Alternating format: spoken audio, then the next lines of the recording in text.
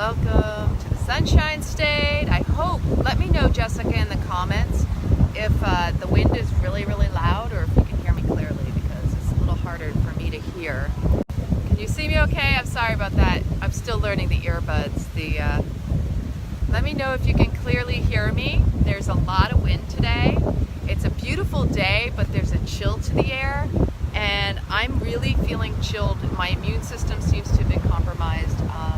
I haven't been getting the rest I've needed. In the past week, I've been very emotional, been on my moon cycle. I've had a lot of emotions bubbling up, a lot of stuff going on in my mind as well as in feeling it in my body. And so, yeah, let me know in the comments if you can hear me well, because like I said, it's a little windy. So, I know it's, yeah. So, a lot of stuff's been coming up, and you know, I do the best I can to resolve it internally, to focus in and listen to what's going on in my dialogue, my internal dialogue. You know, when your mind goes out of control, you have to sit with it. You can't expect someone else to fix it. You can't expect someone else to understand. It's your shit. You got to confront your own stuff. That's the bottom line. And so, for example, sometimes I get angry. Sometimes I get really pissed off, and I won't direct it at someone else because that's not needed. It's not necessary. It's totally unkind, and it's not compassionate. So I titled this, "What is it that truly motivates you? Is it fear or faith in your belief system, your beliefs, your trust, your knowing?" Because most people don't realize fear is what motivates them, right? They have more trust in their fear than they do in their knowing, their belief, their faith, right? So if you saw my earlier video, hi Cheryl, beautiful, I was basically posing the question, do you trust more in your fear or more in your beliefs? Because I mean a core belief knowing, not a belief system. I mean, I know things are going to work out. I trust, I have a vision. That's a belief. That's a trust in knowing. Fear, a lot of times, the reason we put so much attention and focus on fear is because we know we can trust it. We know it's going to happen because it's happened in the past. But you never considered, in the past, you weren't fighting the ego. You weren't confronting it enough to recognize that the true fear was something you created because you had so much trust in it. You manifested it. Yeah, the worst thing that happens is we focus on what we don't want, and what happens, it happens. And so there's that fear of it happening, and you're drawing it to yourself. And how is that serving you? And when we get angry because things aren't working out for us, or they're not looking the way we want them to, or we're not in the place we want to be, we're not where we believe we should be, we want our vision now, right? What happens? We get angry. What is fear? False evidence appearing real, right? How about this? It's not real, it's just here. The more you focus on that which you don't want is what you are drawing to you every single time. I know it. I've dealt with it most of my life, and I'm working on it every single day. And guess what anger is? Anger shows you care. If you didn't get angry, it would mean that you didn't care. Anytime you get upset, it's because you care.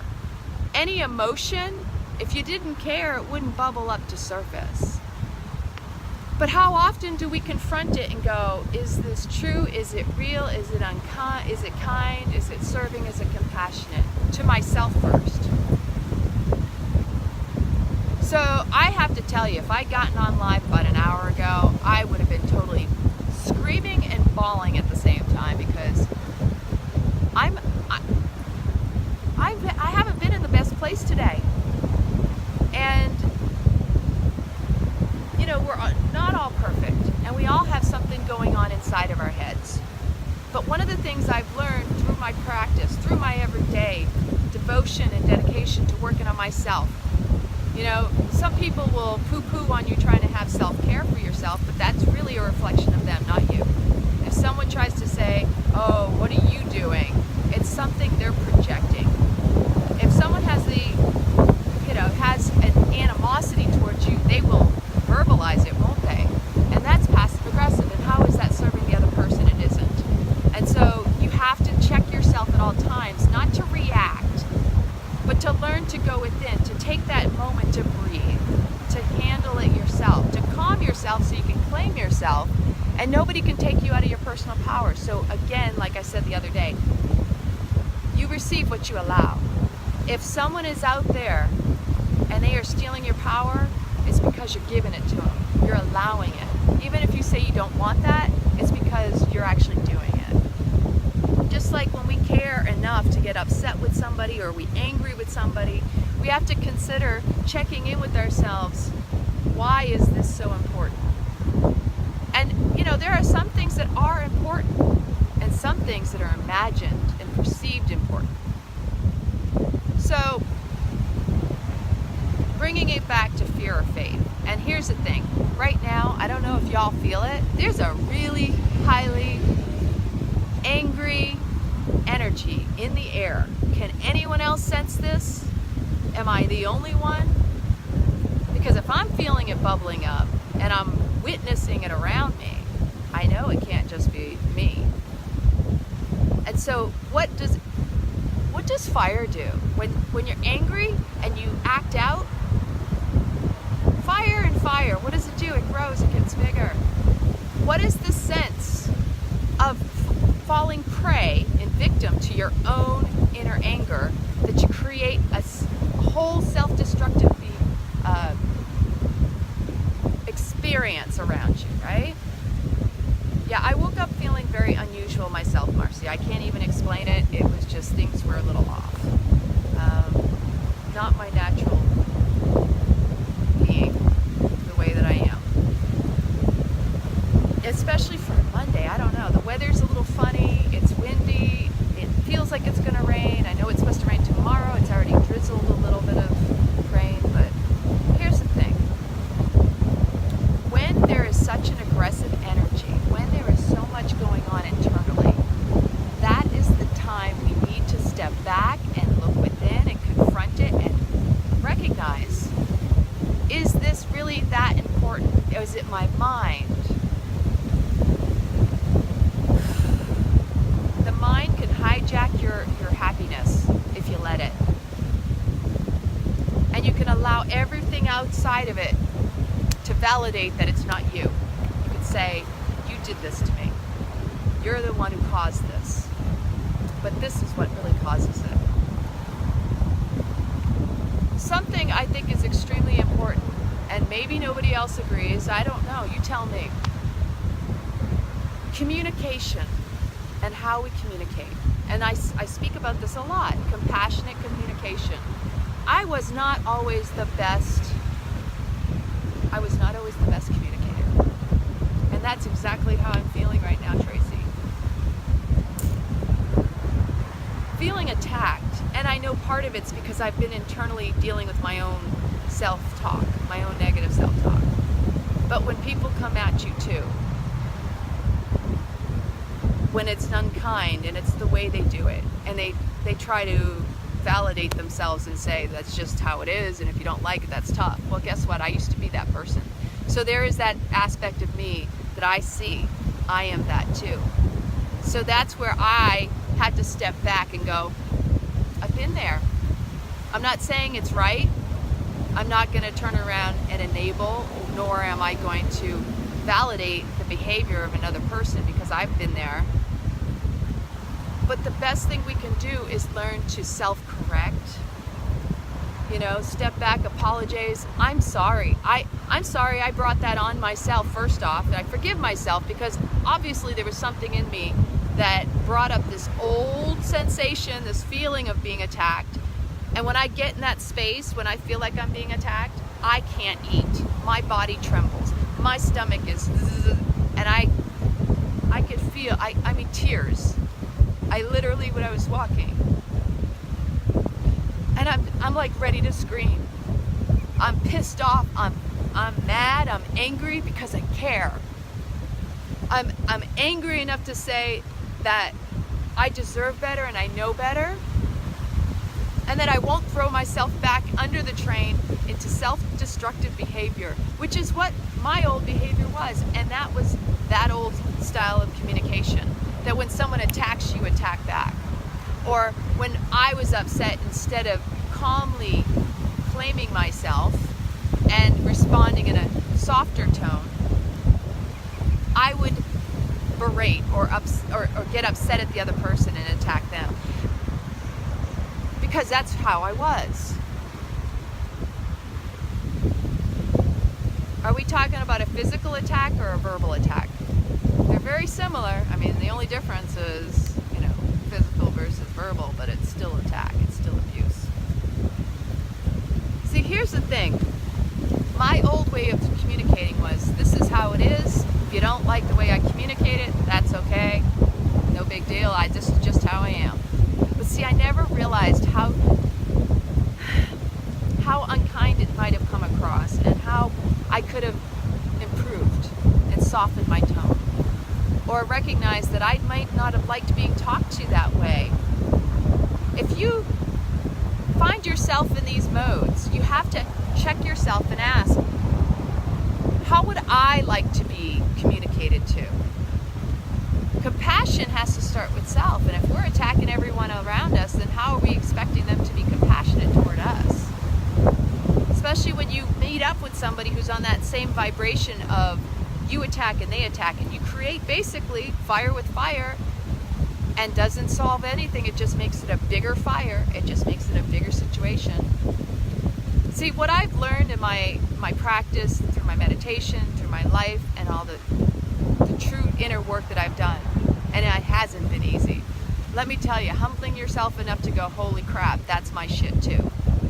To go, yeah, I feel like, that was unnecessary, but I realize, wow, I also have compassion for the other person enough to say,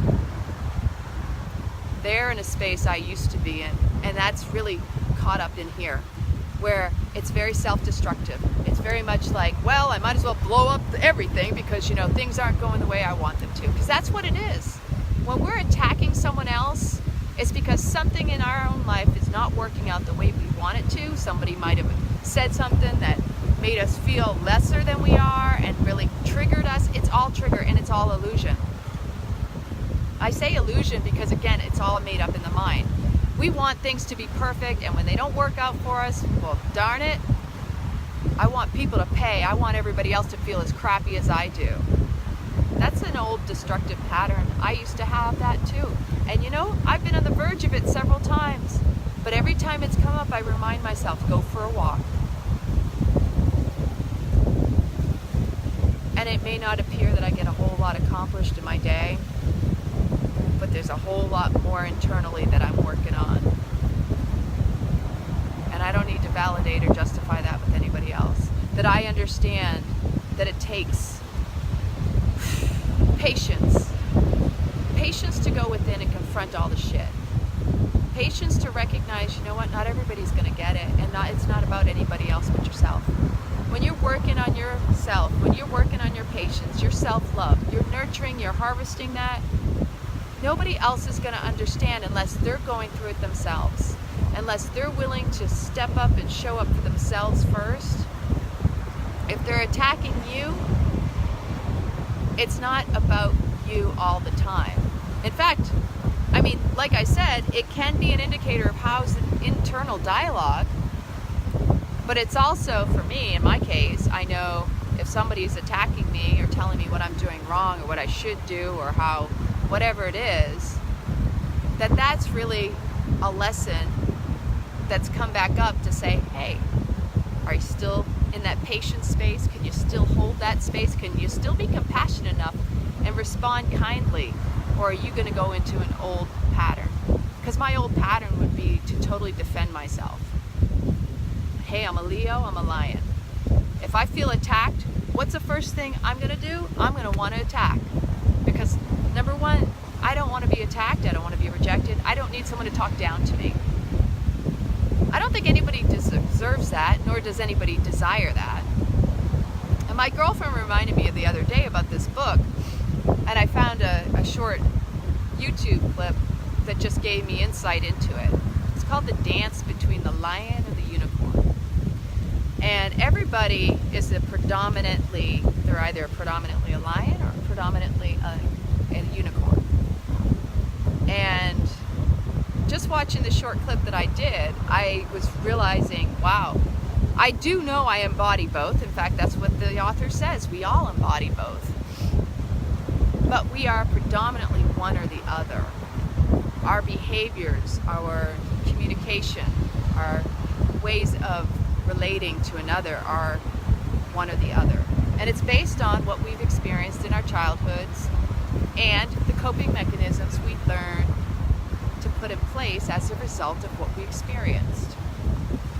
So in my case, for example, I felt like I was constantly being scrutinized, attacked is another word, verbally berated and how I should be, and not feeling good enough. I think if you watch some of my videos, you understand I've brought that topic of conversation up a lot. And so when someone turns around and tells me how I'm not this and I'm not that, and how, like I've talked about the list, my dad with the list. I've done all this stuff for you. What are you doing? What are you bringing to the table? See, now what I found interesting, and I didn't realize this, is the unicorn behavior. Is when I was talking with my girlfriend the other day. Wow, yeah. When I was talking with my girlfriend about the lion and the unicorn, I said, well, I'm pretty internal nowadays. I would say I'm probably more the unicorn. But when I watched this and I said, no, I'm the lion, that's just how I've always been, and the response and what comes up made me realize. See, the unicorn is more passive aggressive. The unicorn will attack in ways to avoid the confrontation, whereas the lion will want to have the discussion, will want to have the conversation. Now, these don't necessarily have to be, we're not talking about arguing partners, we're talking about relationship in sense of how we show up and what is coming up for us based on our past experiences. So the lion tends to be more of we need to have this conversation, where the unicorn tends to say, I'm afraid of this confrontation, I don't want to be bothered.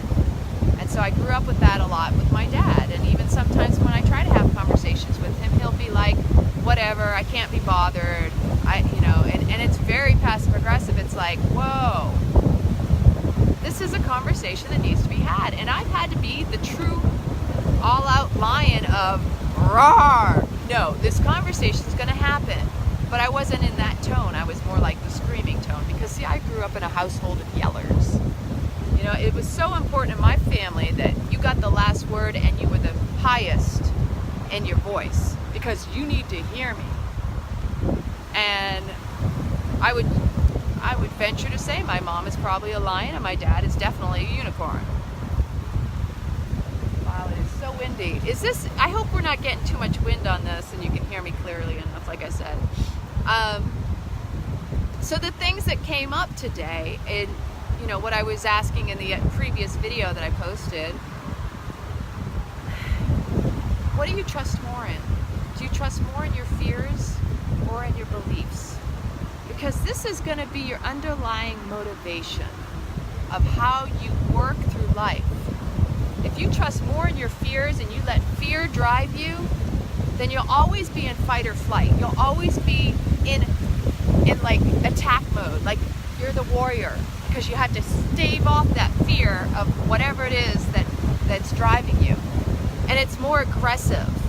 Whereas if you just trust in your belief and let that drive you, trust in your knowing, your vision, there's a softer, gentler, kinder way to living life. And yeah, I talk about going with the flow. Let the wind carry you. It's a day for the let me be lifted by these winds.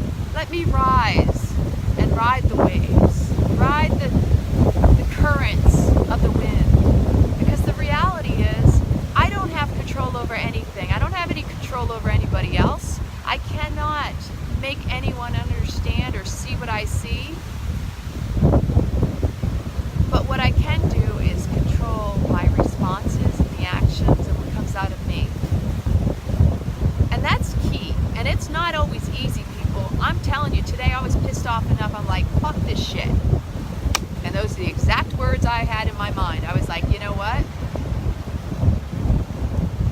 Should I stay or should I go? I'm done. I can only carry it so long. And the reason I felt like that was because that was an old way, an old pattern, an old behavior, an old way of handling things. That's my self-destructive behavior. Can anybody else relate to that?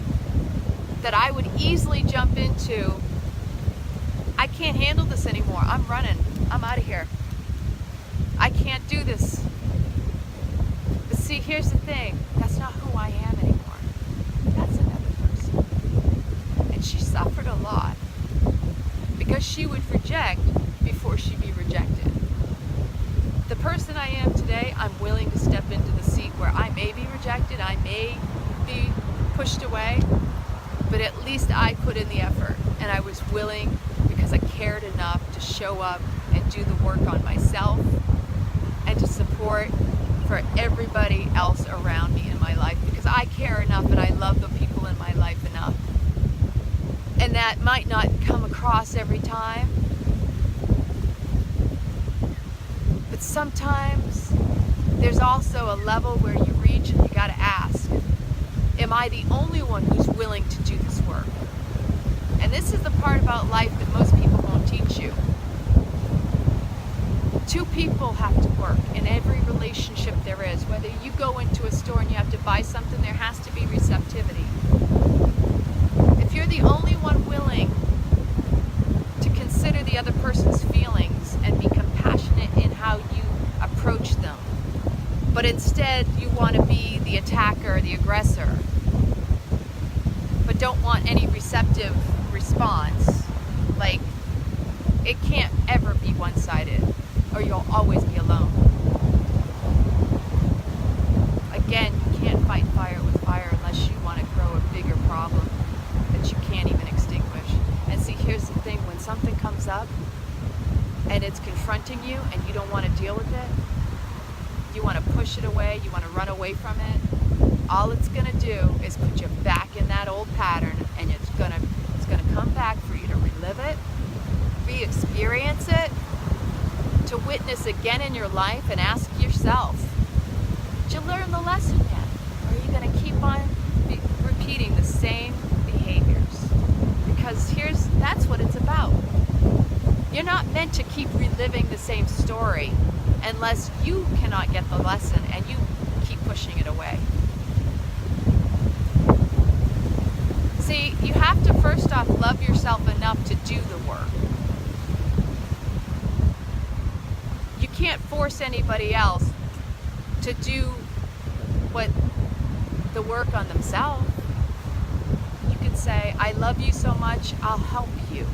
But if they don't want the help or they're not willing to show up for themselves, that's not your job. And so with my learning compassion and communication styles, if you care enough about a person, wouldn't you want them to feel loving towards you and response that you can be loving toward them? I mean, like, when someone turns around and they care so much about you, they're willing to listen to you because they care and not attack, but listen compassionately. And when I say compassionately, don't be listening to react or respond. You're listening to understand. See, here's the first key. We have to stand under one another in order to understand. If we're willing to listen, you're not going to get it if you're stuck in your own perceptions and belief systems and experiences. You're always projecting your shit on someone else if you're doing that. If you can give the other person, no matter who it is in your life, that unique gift of your time, energy, effort, and attention. Because see, relationship is what life is all about. Unless you plan on being a hermit somewhere, there is no such thing as getting away from it. And when people care enough about another person, they love someone, they'll not just show up for themselves, because showing up for themselves is going to show up for others, but they'll be willing to do the work. And, you know, the work isn't always easy, people. the first work is that if you don't have patience for yourself, you're not going to have patience for anybody else. And whatever's going on up in here that is causing the impatience doesn't need to be all out around here. The rabid dog pushed up into a corner. Don't push the dog up into the corner. You wouldn't want it done. We all need a lot of love. You know, we need to breathe, we need to recalibrate, reconnect, go within, confront our shit. Who wants to be confronted by half the stuff that comes up in the world? But in order to heal it, we have to work on ourselves first. And sometimes that comes down to feeling it. And that's where I came today, is I came to the point where I was like, I had to feel it fully, to really sit with it and see the pattern and see that, wow, okay, am I going to be the higher person and not get upset to the point where I go into a destructive behavior? Am I going to step in and go, you know what, it's not always easy, but I'm still here and I'm still willing to do the work on myself. The question is that are other people willing to do that? And that's where relationship has to be receptive, because if you're in a relationship with somebody who claims to care about you, but they're not putting in the work, and you feel you're the only one willing to lovingly communicate or take the time to listen but not be listened to, or, you know, here's an example of what was bothering me earlier today, is I realized there are times I really want to talk about certain things, and I finding the time is always the hard part. Finding the receptive moment where I feel it will be received is not always easy, and for that I felt angry, because I felt like, wow, I feel like I can't even say anything because I'm unsure of what's going to be the reaction and the response. And I'll be honest, and that's part of what I'm growing and working on still. That's part of my lesson today. That, again, is it the fear that motivates you or the vision that you hold? And so, yeah, I have to step into a fear point and go, maybe I need to say something that's going to sound like, I'm sorry, this is how it is. I have no idea what the outcome could be, but you have to care enough to be open to doing that first. If you don't love yourself enough to step up for yourself, how can you expect anybody else to do that? We all need to be taking good care of ourselves right now. If you're not taking and exercising self-care, and I mean this in healthy boundaries, you need to make, everybody in the world needs to carve out an amount of time just for you. Whatever that is, you need to reconnect with yourself, whether it's to go out and to play, to walk, to jump, to do a yoga session, to do kickboxing, because I don't know about y'all, but I could use one of those right now, you know? Yeah, those are my pathetic sneakers. I don't think that would be such a good idea. I've been in a lot of pain today, emotionally and physically. My back's bothering me, not always a good thing. My hips are tight. I could probably use a good, nice long bath, actually, now that I think about it.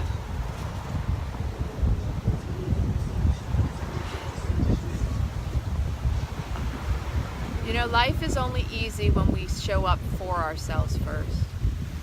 Getting through these hurdles, these bumps, these confrontations, these things that have really been suppressed. I mean, let the stuff come up, but don't project it or push it off onto someone else. You know, it's an irony here. Sometimes we're super excited about doing things, right? And as a result, we want everybody around us to get excited with us. But you have to also check in and recognize, well, maybe I need to check them and see if they're available for it first. Earlier today, I was in the middle of doing something, and I was already feeling overwhelmed because of a lot of things I wanted to get accomplished today. And so I got caught off guard, bubbling up in my skin. I could literally feel my skin get really like warm, and the energy zizzing through my body. And I felt anger because I realized I wasn't even speaking up and saying, you know what, can we wait on this? Let me finish what I'm working on so that I can focus fully. So that when I did get a chance and I asked some questions, instead of being met with impatience or anger, maybe then it could have calmed. But see, sometimes people are very impatient and they want things done like this, right? Instant gratification. This in itself is the root cause of our anger, our suffering, our pain. Again, it's impatience. Impatience has to start with self.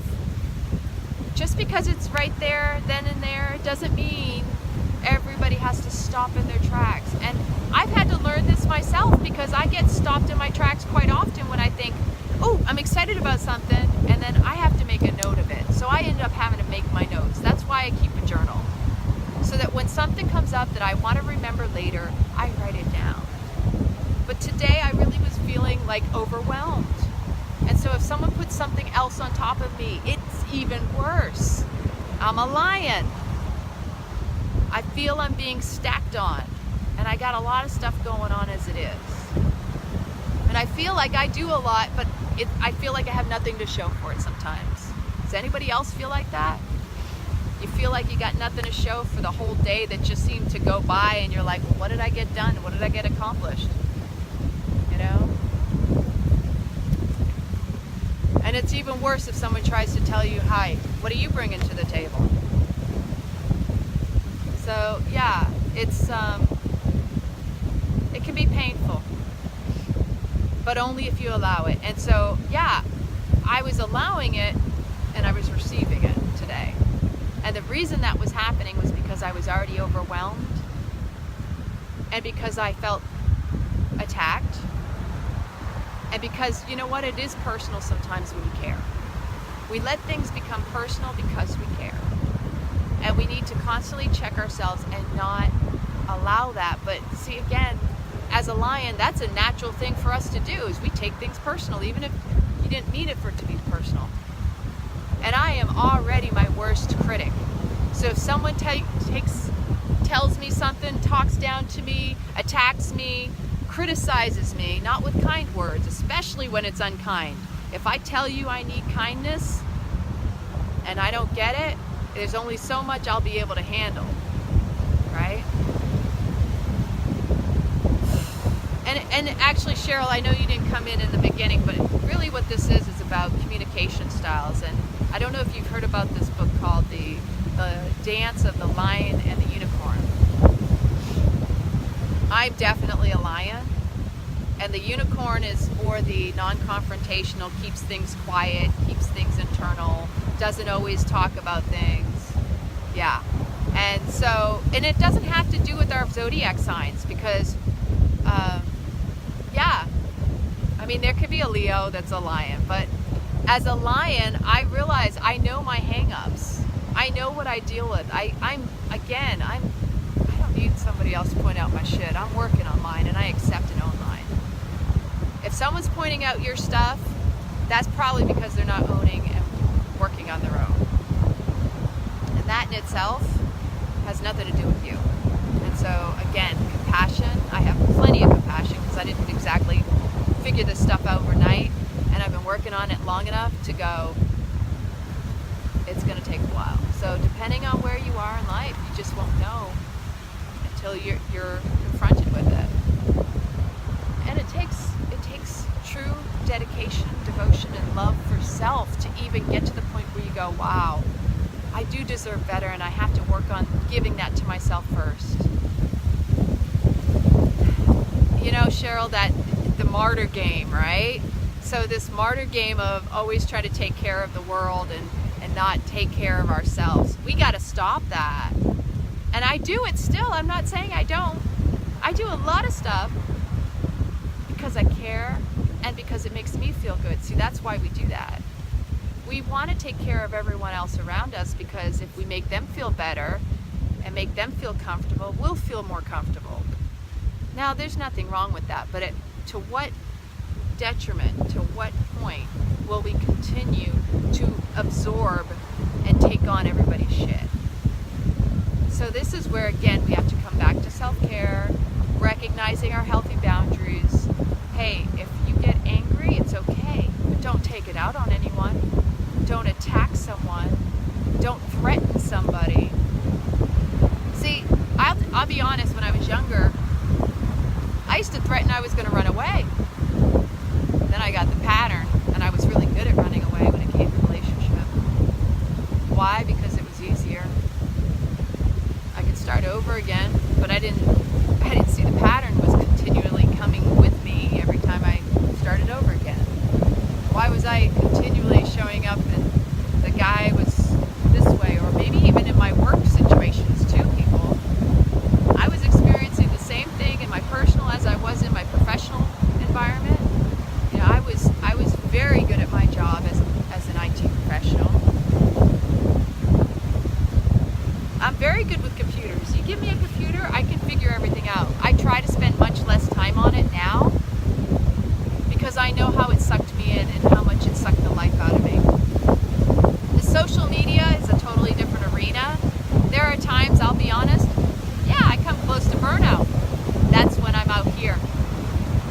That's why I need to move my body. And if there's burnout coming on, it's because I have not expressed my needs for myself first and to my family and friends. So yeah, you know, we get angry because things aren't the way we want them to be. Anger really is showing that there's a misalignment in your life. Anger isn't a bad thing. Yeah. And it really boils down to recognizing how much we're letting in here. For example, like I told you all know, I am very selective about the music I listen to, about what it is I watch. When I've watched the movies, I got Buddy right behind me. When I watch movies, I have to be really careful. Over the past week, I watched, 3 or 4 movies, and I swear each and every one of them totally jacked my dreams. I was dreaming all different things related to these movies. But when I listen to mantra, and I go to sleep listening to mantra, it resets me. It helps me. It's like a lullaby going to bed. We don't realize how much the external stuff we listen to and watch stimulates and causes all of this chaos and craziness that goes through our minds, our brains. Our brains are overstimulated because we're overstimulating it by what we listen to and what we project and watch. And so then we wonder why all this anger stuff comes up. Well, something triggers us, and it could even be something as simple as listening to something angry, something that we relate to, right? So there were times when I used to go down those rabbit holes. Can anybody here relate to this one? I used to watch all sorts of different YouTube videos, documentaries, everything from food to MLK Ultra, if you don't know about that, or the Nancy O'Brien story, Project Monarch. There's a lot of stuff out there that can totally drag you down. Talking about the government, talking about the Illuminati, talking about Zeitgeist, or another one that was even better that was called Kymatica that I really enjoyed because it took everything into perspective. Kymatica pointed out how nothing outside of us is without our own input. So that everything we're experiencing that we say we don't like is actually a part of us too. So I went down so many rabbit holes, and having been an abused, molested young child, and a woman who went through a series of those experiences as an adult as well, an adolescent, a young teenager, and then into my adult years, all that did was make me want to be the victor for all those other people. Now, here's the thing. I can only live my life and heal my life and demonstrate and inspire through what I do to heal myself. I can't watching all that stuff and being aware of it is one thing, but for me to watch it, it angers me, it triggers me, it saddens me. I love comedy. And you know why I love comedy? Because that's what life should be. Fun and laughing and joy. If I watch a bunch of documentaries that pull me out of that, how am I going to serve others? I'd rather be laughing. And every once in a while I'm not laughing, by the way. Every once in a while I'm being totally serious, maybe too serious. But the reason I try to keep my vibration high with my yoga, with my meditation, with my getting outside and checking in with myself and trying to be conscious all the time as much as possible. The reason I do that is because I've already been down in the depths of despair, and it didn't serve me, and it certainly wasn't serving anyone else, and I'm here to serve. And that I know. That there are going to be people who like me and people who dislike me, and that's okay. A lot of times, the people who dislike me don't realize I probably helped them more than the people that do like me. Because as I like to watch Joel Osteen as well, and I love that he said, bless your enemies, because they're the ones that actually lift you higher. They're the ones that actually motivate you sometimes. They're the ones with all that to offer you. But truly, I mean, we choose what it is we input here. And so whatever it is, we should choose it wisely. Whatever it is you focus your attention on and you want to grow needs to be something that you're looking to serve you. Thank you, Sabina. I love being outside. I love to travel. Yoga, it fuels me, it drives me. I taught yesterday, I had 9 people and I had 2 brand new people. And it was beautiful because you could just see the faces. And just, to me, that makes me happy. People showing up for themselves and doing their own work on themselves. And I always start out and say, this is the yoga of awareness through your personal experience. Because nobody can teach you and train you and none of that outside of you until you're open and ready to receive the blessings and the lessons and to change and to shift. Nobody can do that for you. Nobody's meant to do that for you. That's why we're individuals. It's through relationship, though, one-on-one, that you're going to see whether or not you got the lessons and that if you know how to integrate and apply the work in your life.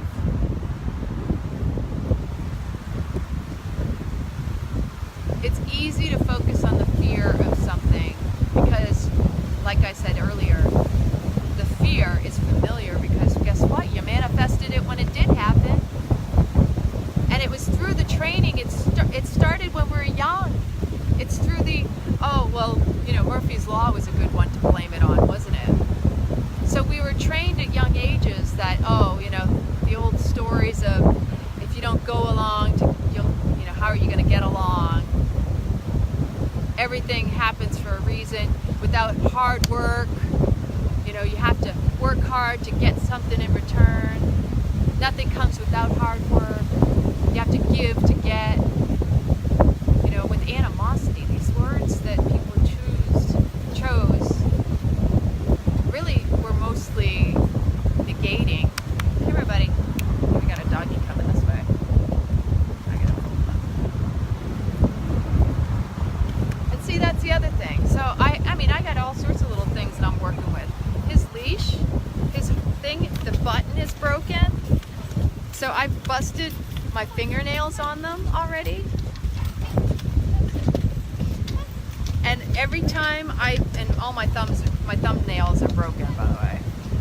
Every time I go to walk them, I had to figure out how to get this thing to work because it wasn't going. And so I'm like doing this. I'm like trying to figure.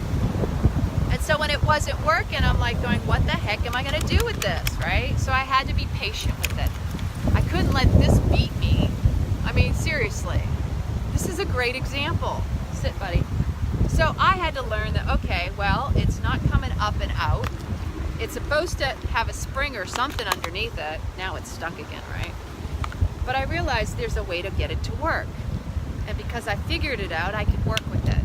And that's what life is. I found a way to pull it up with my thumb, to loosen the reins, and that when I want it to stop, I just push it forward and it comes back out, right?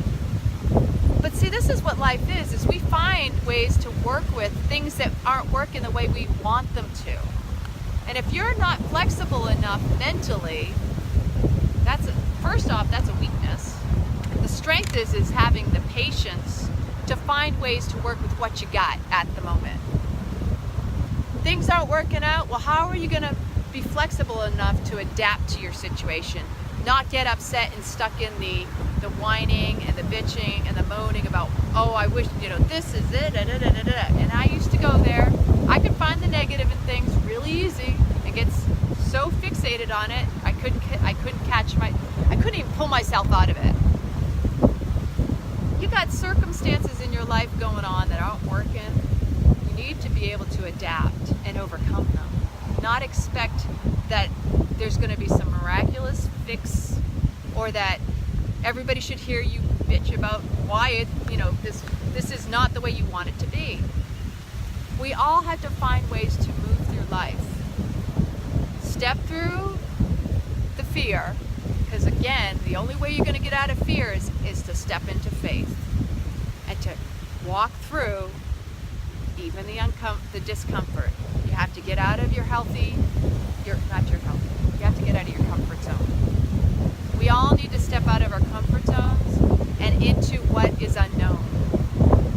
Because the reality is that's the only way we're ever going to move forward and grow. Success comes with failure, from failure, I should say. If we want a successful, whatever that looks like, right? So what is success? Success is what?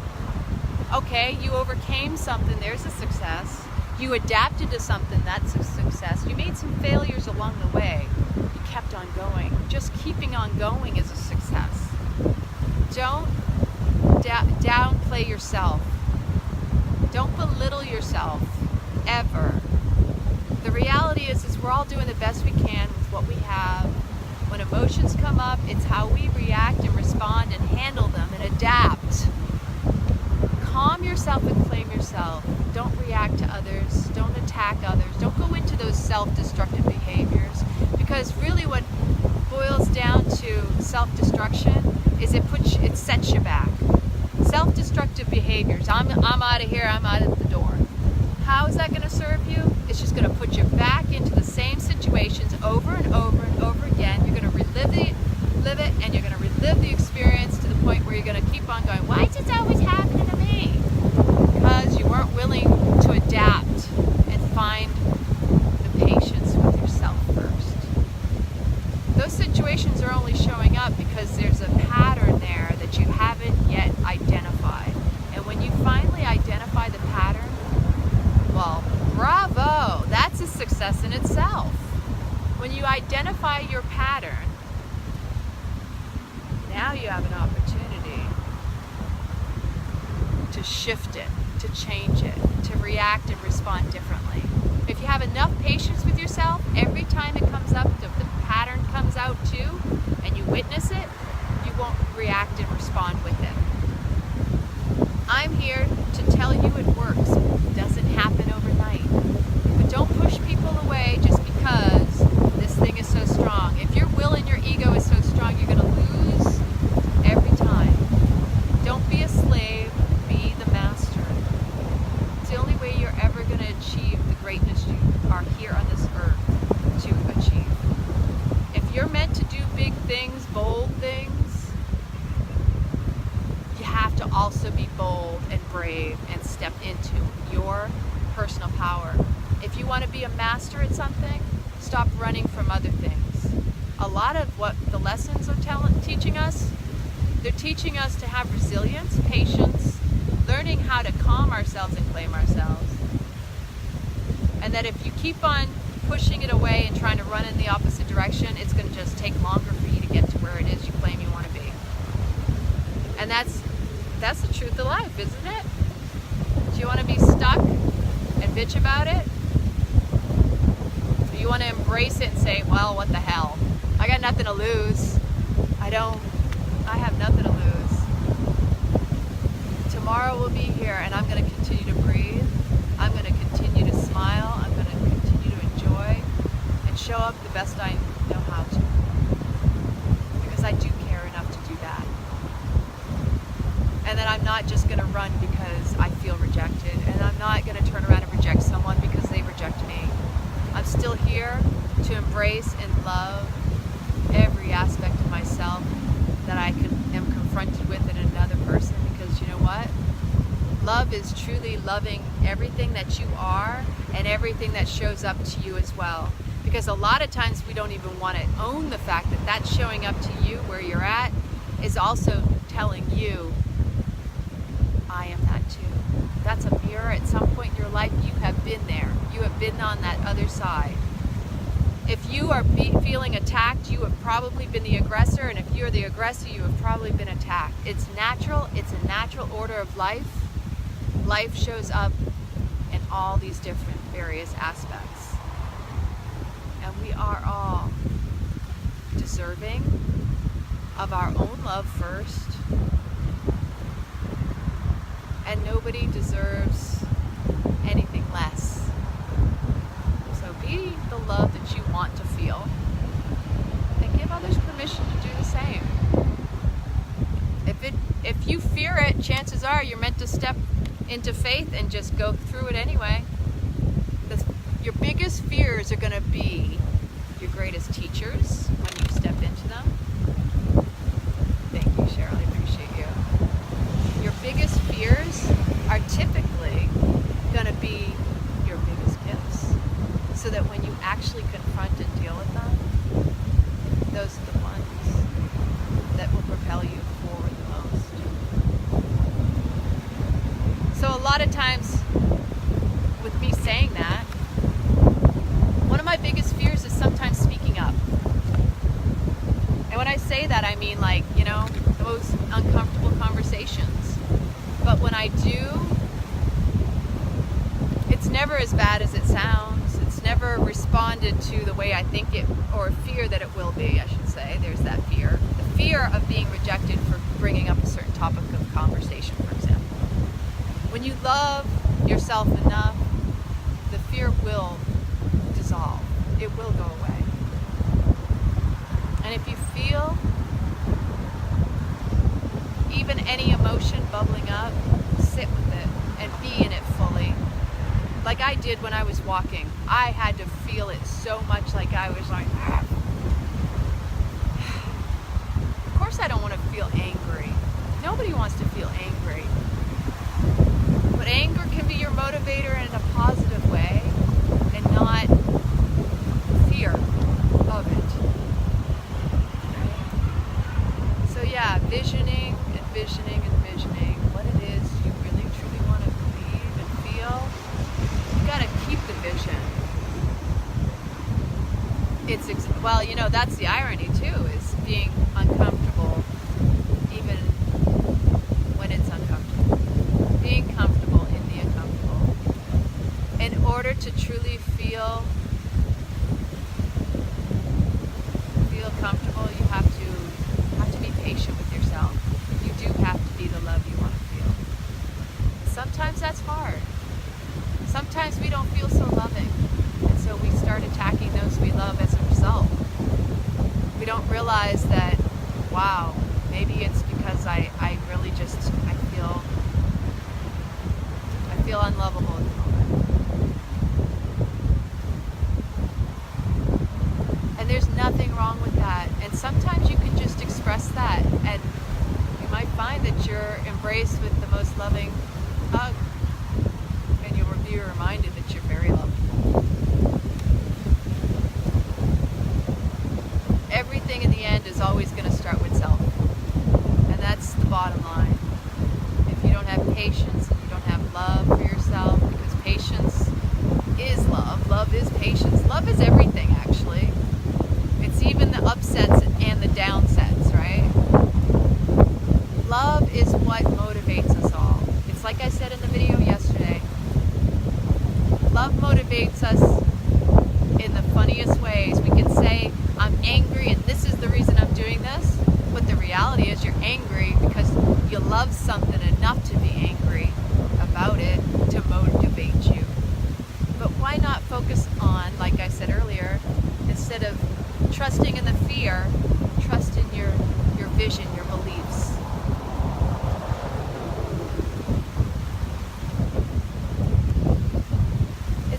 you know, as much as it's sunny and it's supposed to be the warm, I've got truth bumps, goosebumps, angel bumps all over my arms. It is cold out here.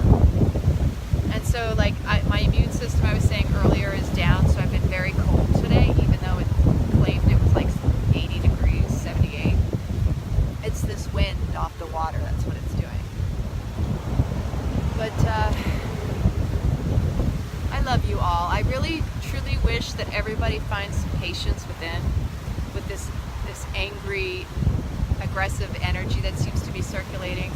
I have to sometimes also check in with myself and remind myself that even though I feel what everything is going on around me, that it's not always directly my own stuff. I think it comes up as my own stuff sometimes. Well, because it triggers something, okay? So there's the bottom line. If you feel triggered and drawn into something you don't want to own, which I'm just bringing that up because that's me owning my shit right there, right? If I say I was angry today, it was probably because something got triggered in me with all this anger that's out going on in the ethers here. The energy that's crazy. Because Aries, right? If y'all pay attention to the forecast, and I kind of wobble in and out of it, but there's something going on with Aries, which is the planet of aggressive, right? Aries is all about war and attack and let's do it. And I'm a Capricorn moon, so I'm all about being really hard on myself as it is. And if I don't turn around and I don't get something done, I'm already negative self-talking. Whatever's going on collectively, we're all feeling individually. And so again, it's like, embrace one another, love one another. I know, shine on your people, everybody come together. We want to love one another right here, right now. There's nothing wrong with being angry. There's nothing wrong with any of that. It's just how we actually engage with one another that matters the most. If anything, always choose love. Even if you're angry, sometimes silence is better. I know it is for me. Even if it's bubbling up in my body, that's why I get outside and move. Oh, yes, let's have a big group hug. Oh, you know, Cheryl, and there's a beautiful, I have to post that blog. I had written a blog years ago about passion and what the passion of Christ was really about. I wove that into the blog that I wrote. So passion is actually the root of suffering. Do you believe that? That passion was a sacrifice, but sacrifice is to make sacred. And it's an attachment. Because when we're passionate about something, we're attached to it, even if it's our vision or our beliefs. And when it doesn't show up the way we want it to, yes, exactly. It's the passion is usually driven by the past pains. It's a beautiful, interesting. I have to pull that blog out because it's been a while since I read that. But as soon as I saw the word passion, I just remembered the vision, what had channeled into me when I wrote that. So now the sun feels so good, but my hands are freezing. See, the blood goes out of my fingers first. It's not fun. Serenos is kicking in. So anyway, I love you all. Thank you so much for showing up and sharing. I truly appreciate each and every one of you. It started out, it's been a little bit rough today. And the winds are trying to clear that energy, in my opinion, because that's how nature does it. That's how energy shifts and moves. And when I get it out, I'm not holding on to it anymore. I know Buddy's happy. We've been walking. We got a little extra walk on today. Maybe we'll do some more. I'd like to start running again. So anyway, little love spin moon. There's all sorts of cars going around. It's like, boom. What? I love you all. Have an amazingly blessed day.